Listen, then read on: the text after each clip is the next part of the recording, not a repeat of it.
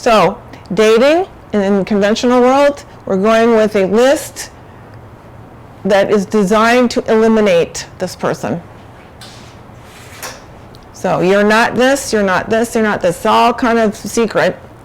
We're probably not conscious of it, but the first date is how I'm going to eliminate this person. The second date is, yeah, I don't think so. Eliminate, eliminate. Till the third date, they're eliminated.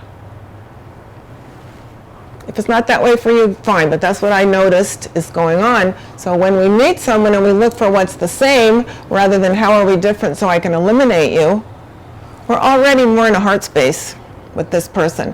Whether we're probably not going to marry them. How many dates do you go on that don't turn out? But you can still have a loving connection of how do we connect? Because the whole world is focused on how we're different, and it's not creating a lot of love in the world. So it's not either or. Of course we get to know people when we find, but it's the mindset that's behind it. Are we looking for what's in common so we can feel connected to this person, or are we looking for what's not so we can eliminate them? Just a thing to notice, that it feels a whole lot better when we're looking for what can connect.